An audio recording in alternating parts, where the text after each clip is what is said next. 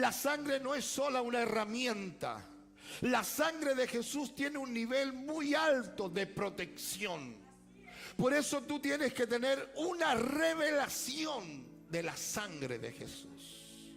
Y esa revelación tienes que traerla a tu espíritu, a tu alma y a tu cuerpo. La sangre de Jesús tiene que ser una revelación para nosotros. Una revelación. Cuando viene la revelación de la sangre, cae en tu mente, escúchame, nada podrá tocarte. Y vendrá un montón de ataques, porque el diablo cree o te quiere hacer creer que él habita dentro de tu mente. Pero la revelación de la sangre tiene que venir a nuestra vida. Cuando tú tienes la revelación, tus victorias serán otras. Cuando tú tienes la revelación de la sangre, tus victorias serán otras, amado. Si hoy día tienes victoria, pero cuando tienes la revelación, tus victorias serán diferentes y serán otras. La información es buena. Para la vida de un creyente, la información no sirve. Para la vida de un creyente comprometido, la información no sirve. Para la vida de un creyente que es fiel con Dios, la información no sirve. Lo que le sirve a ese creyente es la revelación de la sangre de Jesús. Escúchame, la información no sirve para un creyente comprometido, para un creyente con testimonio, para un creyente que realmente ama a Cristo. Lo que le sirve es la revelación de la sangre de Jesús. Diga conmigo, yo quiero la revelación de la sangre de Jesús. Vamos, dígalo, yo quiero la revelación de la sangre de Jesús. Por eso nosotros tenemos que preparar nuestra vida. Cuando tú preparas tu vida, tú vas a poder preparar la vida de las próximas generaciones. Cuando tú preparas tu vida, hay mucha gente que no le interesa su vida. Le interesa vivir la vida loca. No, es que la vida es corta y hay que vivirla. No, amado. Si tú preparas tu vida, tú vas a poder preparar la vida de las próximas generaciones. Por eso la revelación de la sangre de Jesús tiene que estar en nuestra vida para poder enseñarle a nuestras generaciones que en ellos también está la sangre, la revelación de la sangre.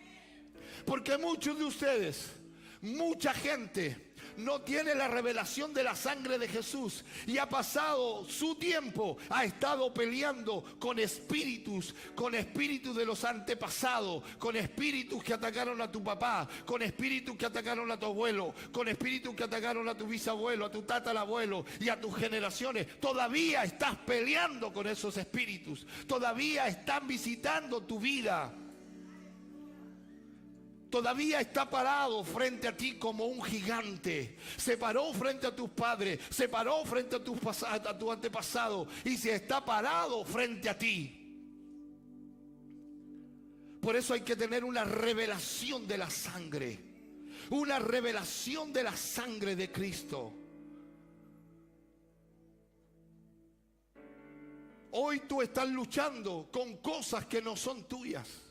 Hoy tú estás luchando con cosas que no, escúchame, no son tuyas, sino son de tus antepasados. Que vivieron y que tus padres, que tus abuelos y todo para atrás no los pudieron vencer. Porque no tuvieron una revelación de la preciosa sangre de Jesús. Y hoy te quiero hablar de algunas maldiciones generacionales.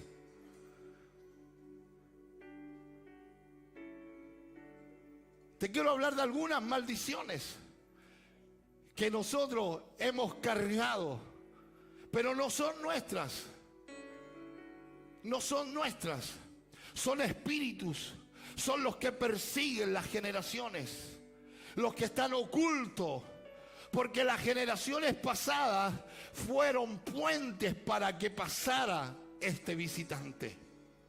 Porque no pudieron enfrentar, no supieron enfrentar a estas potestades porque no tenían la revelación de la poderosa sangre de Jesús. Y estos espíritus comenzaron a caminar y a comer en cada generación. ¿Cómo es eso? Comen, sí, comen. Lucas 24. Mira, porque en el mundo espiritual, en el mundo espiritual se come. Jesús lo deja registrado. Dice, entonces le dieron parte de un pez asado. Jesús había muerto, resucita, se encuentra con los discípulos y dice que le dieron pez asado y panal de miel. ¿Cómo es eso? Dice, y él lo tomó y comió delante de ellos. Como un ser espiritual frente a discípulos come carne, come pescado y come miel. Eso habla que en el mundo del espíritu los demonios también comen. Los demonios tienen una comida y esa comida a ellos los hace fuerte. Así como nosotros hoy en el mundo del espíritu, cuando cenamos la cena del Señor, nosotros hoy nos hacemos fuertes por la sangre de Cristo. Por eso en Corintios dice, entre ustedes hay algunos debilitados, enfermos y unos ya están muertos. Porque no tienen la revelación del poder de la sangre. No tienen la revelación de la Santa Cena. El alimento de estos caminantes, escúchame, es comer generaciones. Comer generaciones. Muchos padres y abuelos se llevaron su historia a la tumba. Hay muchos de tu antepasado que sufrieron una amnesia selectiva. Ellos escogieron qué contar y qué no contar. Ellos dijeron, no vamos a contar esto a nuestros hijos. Ellos entre sus conversaciones, los padres dijeron, no vamos a contar esta violación, no vamos a contar este abuso, no vamos a contar este romance, no vamos a contar esta infidelidad. Ellos para no hacerles daño a las próximas generaciones, pero lo que hicieron fueron dejar una brecha para que el caminante y el visitante siguiera caminando por las generaciones. Guardaron una parte de la historia y pensaron, no la contemos. Y sin darse cuenta, dejaron un camino abierto para que el visitante siguiera tomando y comiendo generaciones. Hace muchos años atrás me senté con un psicólogo, uno de los mejores de acá de la octava región, a conversar con él. Y él me dijo, la historia de la familia, tú tienes que contársela a tus hijos. Pero tú no tienes que esperar. Es que ellos tengan 12, 14 años, tú tienes que contársela cuando son pequeños. Tienes que contarle la verdadera historia de la familia. Porque si tú caes en esa amnesia selectiva, vas a seleccionar cosas, pero vas a abrir un camino para que ese gigante o ese visitante entre. He ministrado a muchas personas en todos estos años.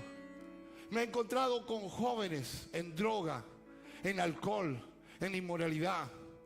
He visto cómo el visitante, el caminante, está caminando junto a ellos y comiendo de su vida.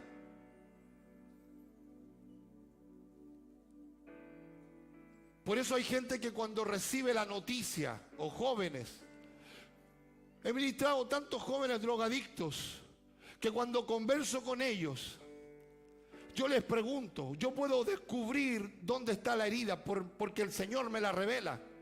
Y la herida generalmente ellos se le abre o cambian cuando tienen entre 13, 14 y 15 años.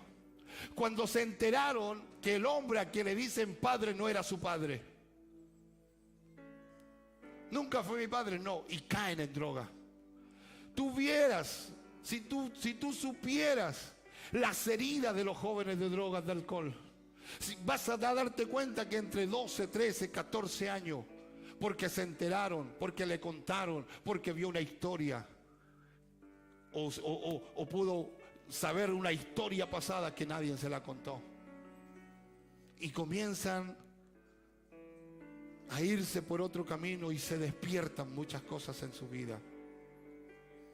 Es una puerta que el visitante toma, que el visitante la agarra y comienza el tiempo de comerse a esa generación.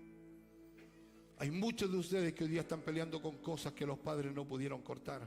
Cuando Dios te autoriza, porque Dios tiene que autorizarte a que tú puedas entrar. ¿Sabes por qué? Porque si no te autoriza, yo sé que muchos de ustedes tienen miedo de querer meterse hacia atrás y saber la verdad de tu padre, saber la verdad de tu abuelo, saber la verdad de tu madre, saber la verdad de tu tatarabuelo. A muchos le da miedo. ¿Y por qué le da miedo? Porque no han discernido que el mismo caminante trabaja con un espíritu que se llama miedo. Y se para ahí en esa puerta del pasado para que tú no entres. Por eso el precio de la libertad tiene una persecución. Y la persecución es de espíritus de los antepasados. Vamos a tener que enfrentarlos, amados. Por eso hay mucha gente que vive cosas raras, deseos raros, de repente deseos de fornicar, de experimentar relaciones sexuales con más parejas, fantasías, locura, ira, enojo descontrolado, golpear, maltratar. De pronto vemos a jóvenes y señoritas que tú los ves tan bien, pero de pronto ellos dicen, ¿saben qué? Yo soy lesbiana.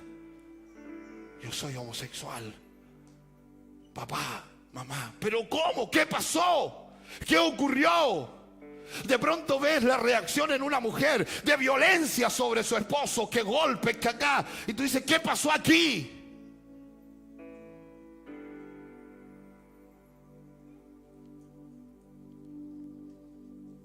Visitantes que caminaron en tu antepasado. Por eso debemos de pedirle a Dios que nos muestre, que Él nos diga lo que tenemos que cortar y lo que tenemos que romper. Hay muchas cosas que son desconocidas para ti, pero no para tu enemigo. Hay muchas cosas que son desconocidas para ti, pero no para tus enemigos. Ellos están claros. Ellos están claros. Muchas personas aceptaron cosas, aceptaron las enfermedades, las persecuciones, aceptaron la locura. Yo he escuchado a gente que dice, yo soy loco, de repente me da la locura y dejo la embarrada. Hay otros que dicen, yo soy orgulloso, yo soy así, voy a morir así. Todo ese tipo de palabra es el que come el vigilante o el visitante. Él come. Satanás no está en tu mente. Satanás no tiene acceso a tu mente, pero sí él puede trabajar con las palabras que tú dices, con las palabras que salen de tu boca. Él las toma. En la boca está el poder de la muerte y de la vida. Y Dios le dijo, pero yo te aconsejo que escojas vida.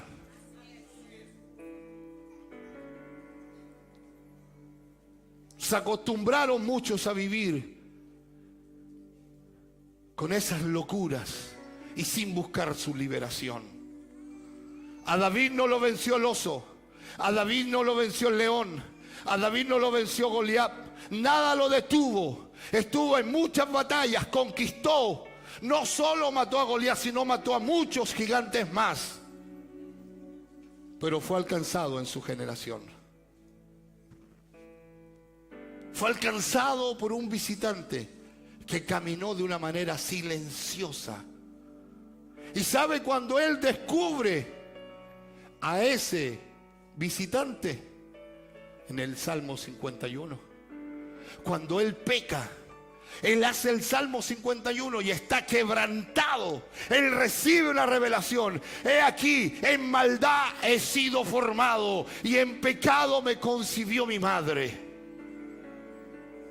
Es ahí cuando él pecó, vino la revelación. Yo creo que él se preguntó, ¿por qué hice esto?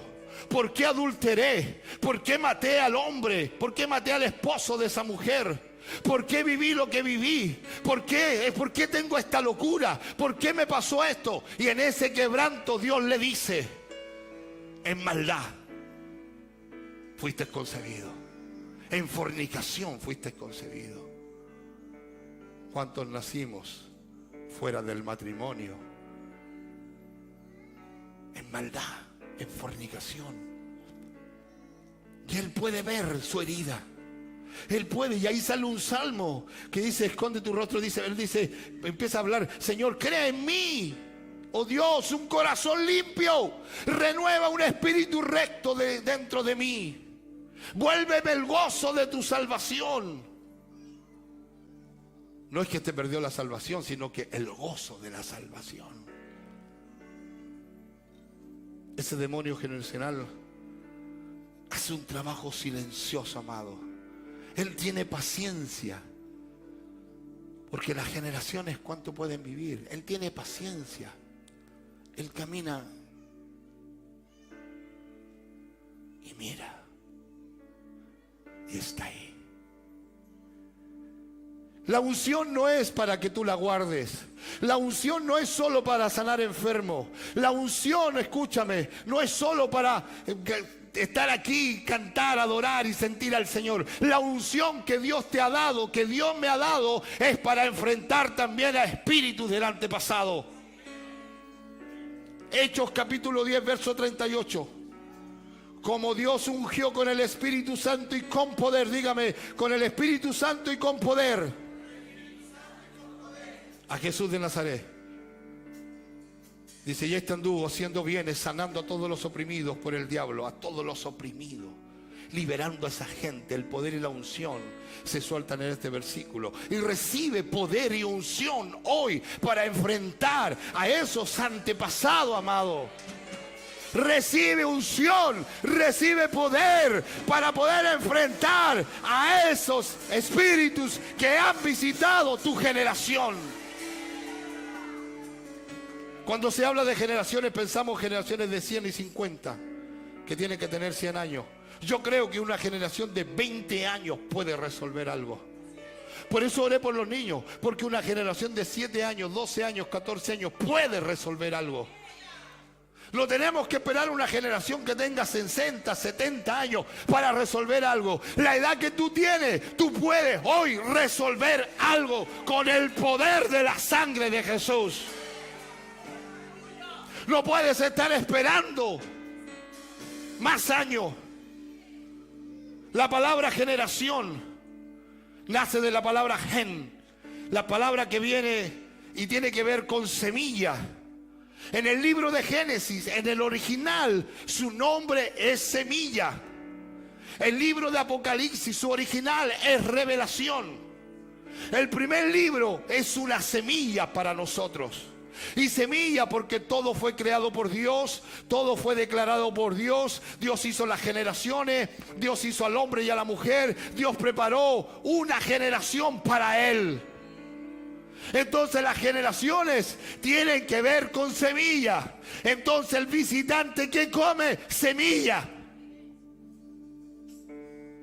Si Jesús comió pescado, en el mundo del espíritu estos comen semilla. Por eso Jesús suelta algo poderoso a través de una parábola. Suelta en Mateo capítulo 13. Y cayó junto al camino y las aves se la comieron. La otra cayó en pedregales y no tenía profundidad. La otra cayó entre espinos, entre la maldición. La maldición se la comió. Cuando usted ve el Mateo 13, usted va a ver ahí cómo sale en el verso, mira lo que dice el verso 19. Las semillas que cayeron en el camino representan a los que oyen el mensaje del reino y no lo entienden. Entonces viene el maligno y lo arrebata la semilla que fue sembrada en el corazón. ¿Qué come? ¿Qué come? Ahí usted puede estudiar ese y va a tener la respuesta.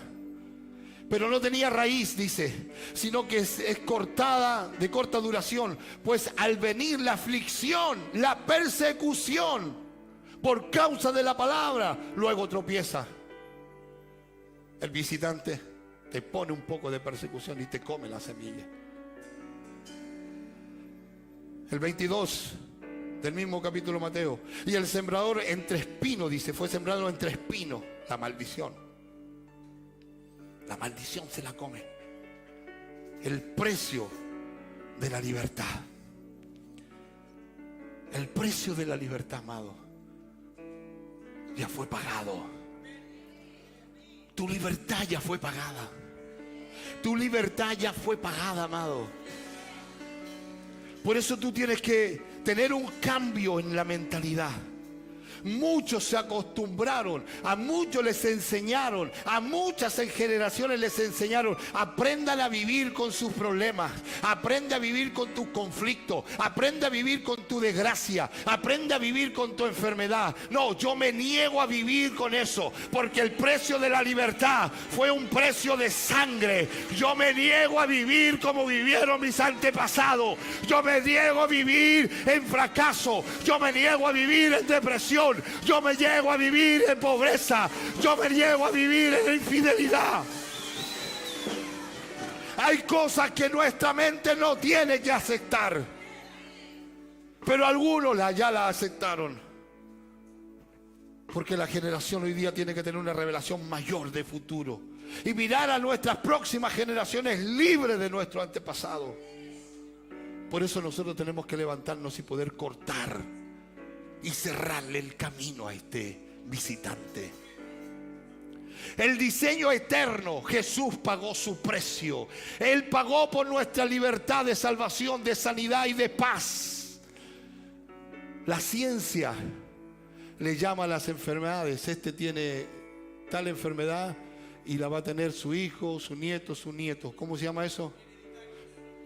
La ciencia te hace creer eso. La ciencia te hace abrazar ciertas cosas. El padre de él era alcohólico y él también va a ser un alcohólico. Enfermedades pueden viajar por muchas generaciones. Hay cosas, actitudes, pensamientos, locuras que no vienen de tu mente. No está en tu mente el enemigo, amado. El diablo no tiene acceso a tu mente. No tiene acceso, amado. Te hace creer que está dentro de tu mente. Te hace creer. No tiene acceso, amado. Él no puede entrar. Él se para a tu lado y él habla. Y tú entras en diálogo con esa voz. No, no, no, no. Y cuando tú hablas, él toma la palabra y comienza a meterte en ese proceso. Él trabaja con tus declaraciones, con lo que tú dices. Si tú declaras muerte, fracaso, Él logra llevar tu vida a pecar. Él logra llevar tu vida al fracaso. Y comienza el alimento para esta o para este visitante. Tú tienes que hacerle pelea a ese visitante que se comió a tus generaciones o a las generaciones pasadas. David, escúchame, no lo derrotó el oso, no lo derrotó el león, sino que fue alcanzado por un espíritu del antepasado. Segunda de Samuel 12:4. Y vino uno de camino al hombre rico, y éste no quiso tomar de sus ovejas y de sus vacas para guisar o prepararle comida al caminante. El caminante come. El caminante come. Que había venido a él, sino que tomó la oveja de aquel hombre pobre y la preparó para aquel que había venido a él. Cuando el profeta Natán se para frente a David, le habla en este misterio, porque el profeta le está hablando: David, es a ti te estoy hablando. Pero David no cachó que le estaban hablando a él. Y el profeta le dice: un caminante, él vino a tu vida y tú tomaste lo que era del pobre, porque tú tenías de todo. Entiéndame lo que le voy a decir. Esto le pareció terrible a David, y él gritó, porque él estaba ciego, no podía darse cuenta que le estaban diciéndole a él: David, tú caíste en adulterio, tú mataste a una persona.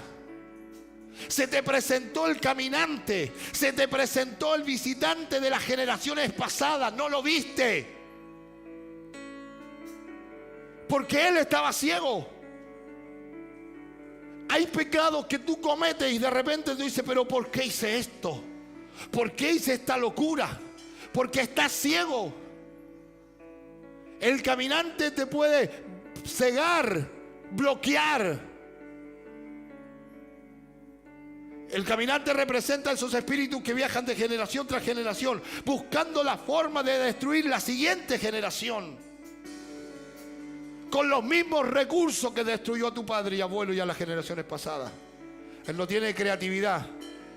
Tu libertad va a tener persecución. Pero ¿cómo sale de eso? Levantando un clamor. Levantando un clamor. Levantando un clamor. Tu libertad se cuida con oración. Tu libertad hace que la oración, el gigante o el visitante se vaya de nuestras vidas. Por eso los niveles de búsqueda con Dios tienen que ir subiendo. Tú no puedes ignorar a ese caminante. El pecado sexual de David, él lo vio en el Salmo 51. Ahí él lo vio. Y antes de ver el Salmo 51, antes de tener el quebranto, él pensaba que era un hijo ilegítimo. O dime tú que no le vino ese pensamiento cuando vino el profeta Samuel a ungir y el padre llama a todos los hijos y deja a David fuera. ¿Tú crees que David no se sintió, no soy parte? La pega que le daban a él, ir a cuidar al campo. No estaba en los campos de batalla, no estaba en las guerras como sus hermanos. Fue un rechazado. Entonces él creía y él sentía que era ilegítimo, porque el pecado estaba en su genética. Y el caminante lo siguió en silencio. El caminante estuvo en silencio con él, caminando al lado de él. Cuando tú haces un registro de la bisabuela de David, Ruth, ella era moabita. Los moabitas son frutos de una relación entre hermanos. De su abuela, de la línea de su abuela, de Ruth, venía una generación que tenían relaciones sexuales entre sus hermanos. Y Dios lo desechó. Dios lo sacó. El caminante ese comienza ahí con Lot, con sus hijas, cuando ellas se meten con su padre. El caminante del pecado sexual es un espíritu viajero que persiguió a este hombre. Y no solo a él, sino que continuó y destruyó al cantor de Israel.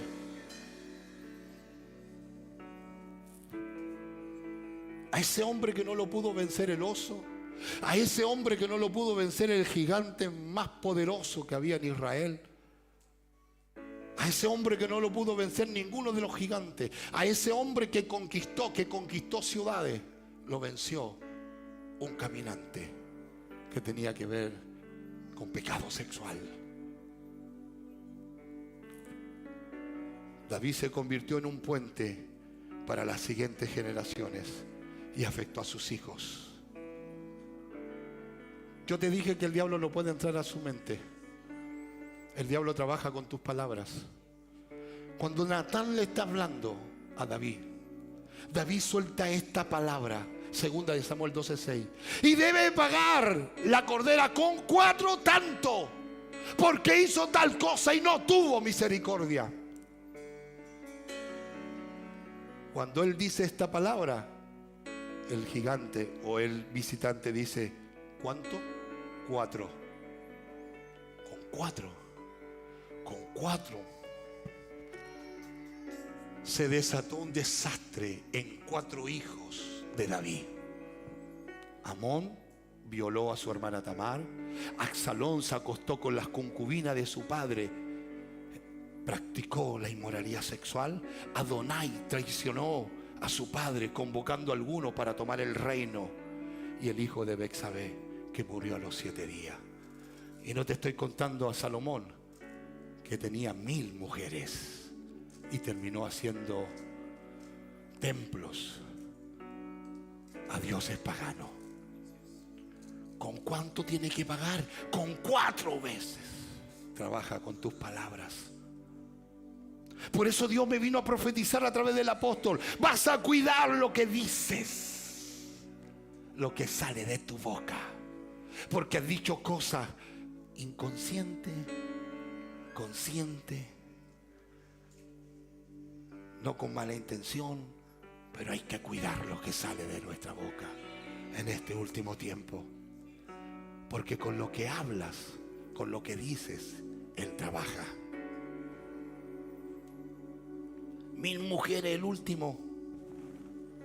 Este ser espiritual viene por las generaciones, se acomoda y tiene paciencia.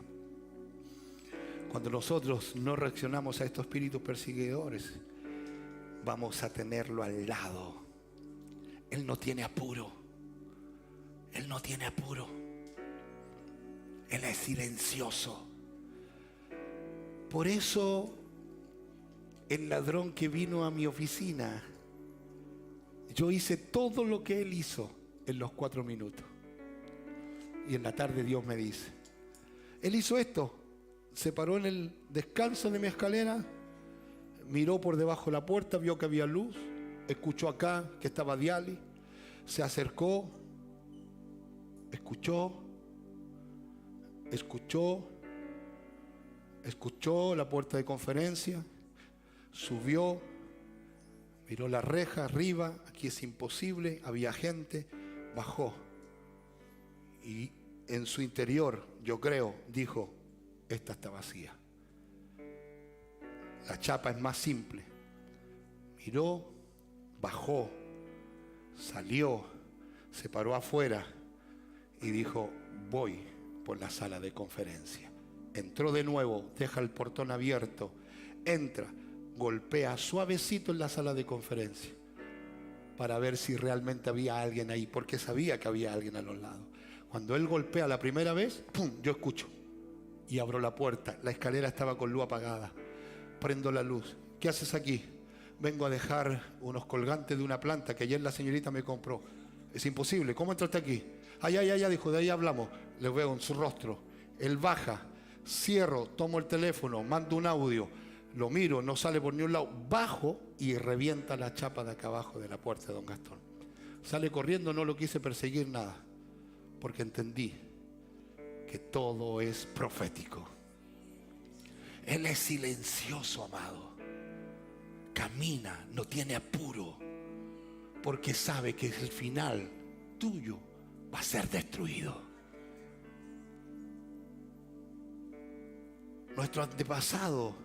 En nuestro antepasado están los secretos de su alimento. En su antepasado están los secretos de su alimento. Por eso eres así como eres y luchas con cosas. Y tienes de repente locuras, cosas raras. Porque no has abierto el granero o no has abierto la puerta del antepasado y decir, ¿qué pasó aquí? Dios, muéstrame acá. Yo no sé cuál es el caminante que te ha visitado a tus antepasados. Mira lo que dice Jueces. Este juez, el libro de Jueces 19, 17, es un pasaje, es un capítulo terrible, pero terrible. Verso 17. Y alzando el viajero los ojos, vio a aquel caminante en la plaza de la ciudad y dijo, ¿a dónde vas? ¿Y de dónde vienes? Cuando este se paró en la plaza, después del versículo 17 hacia abajo, comienza una tragedia. Cuando tú lees Jueces capítulo 19 y llegas hasta el verso 17, de ahí para abajo vas a ver una tragedia, una violación. Descuartizaron a una mujer, la violaron toda la noche, muchos hombres. Pero todo ocurrió cuando el caminante llega a la plaza y se desató una locura, amado. Ten cuidado con las cosas raras que aparecen, con los deseos raros que vienen a tu vida, con el deseo de adulterar, de fornicar, de acostarte con otro hombre, de buscar hombres casados, mujeres casadas, de tener pornografía. Cuidado con esas cosas raras que aparecen.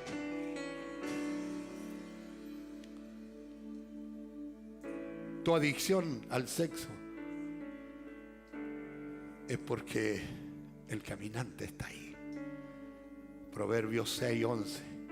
Así vendrá tu necesidad como caminante y tu pobreza como hombre armado. Este te ve y dice: esta es la necesidad que tiene. Tiene deseo de fornicar. Tiene deseo de ver pornografía. Así vendrá tu necesidad. El caminante se encarga, amado, de abrirte el apetito. Te mira y te dice: este tiene apetito oculto. Yo le llevaré la necesidad.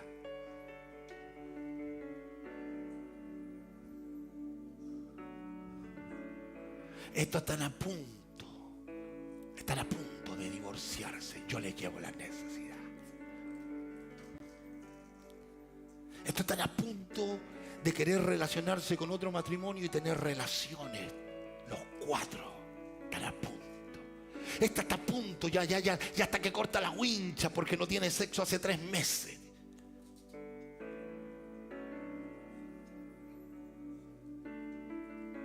Cuidado con las cosas raras.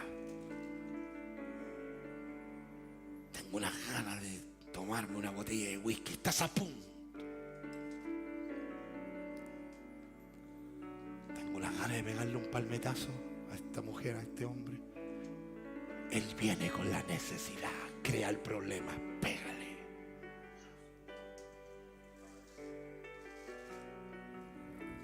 Abraham fue visitado por un caminante llamado rechazo. Póngame atención a esto. Llamado rechazo. Porque cuando nació la hija de la sirviente, Ismael, él lo rechazó y tomó a Isaac. Ese caminante siguió a Isaac. Isaac tuvo 2 hijos, Jacob y Esaú. Rechazó a Esaú. Jacob tuvo 12 hijos. El caminante hizo que rechazara a 11 hijos y se quedara con José. El rechazo te hace, o ese caminante cuando te mete el rechazo hace que tú puedas desechar al primogénito. Por eso muchos de ustedes, al hijo mayor que tienen, se le ha cargado la mano. A muchos de ustedes con el hijo mayor lo han tomado y de ahí lo abandonan. Porque el caminante también se llama rechazo. Y José tuvo 2 hijos que cuando se presenta el abuelo cruza las manos y el caminante sigue con rechazo. Hay otro caminante que siguió a Abraham, la mentira. Cuando llegó a una ciudad, le dijo: ella es mi hermana. Después llega a Isaac, llega a la misma ciudad y también miente. ¿Cuántas mentiras has echado, amado? Y cuando ves a tu hijo: ¿pero por qué me mientes? Porque el caminante ya está con él. Ya está caminando con él.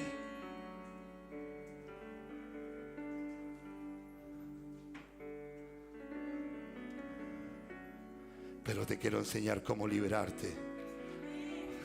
Te quiero enseñar cómo salir y cómo arrancar a este caminante de tu vida, de tu generación. Una de las cosas que vas a tener que hacer es comenzar a levantar un clamor. Es comenzar a levantar un clamor como nunca antes. Es comenzar a quitarle a este espíritu la legalidad. Debes de comenzar a exponer y reconocer que has sido afectado en ciertas áreas y confesarle al Señor ciertas cosas que tú has vivido. No a mí, no a tu pastor, sino al Señor confesarle. El Señor nos dio una instrucción: cena en la mañana, tiempo de arrepentimiento; cena en la tarde, declara la sanidad; cena en la noche, declara el milagro. Por 7 días no hemos podido parar con mi esposa, porque se nos reveló los 3 versículos que tomé. Se nos reveló la sangre. Algo está pasando en nuestra vida, algo está pasando en nuestro matrimonio, algo va a pasar en este ministerio, algo va a ocurrir en esta casa. Lo otro que tienes que hacer es colocar el pie de guerra y comenzar a orar. Colocarle el pie de guerra y cortarle el paso a esos espíritus. La Santa Cena no es o es el medio más poderoso para tratar la genética. La sangre de Cristo es lo más poderoso para atacar la genética, porque esto es de genética. Espero que este mensaje haya sido de mucha bendición para tu vida. Te quiero hacer la invitación para que tú nos puedas seguir por las distintas plataformas, porque sé que vas a encontrar un mensaje que va a transformar tu vida.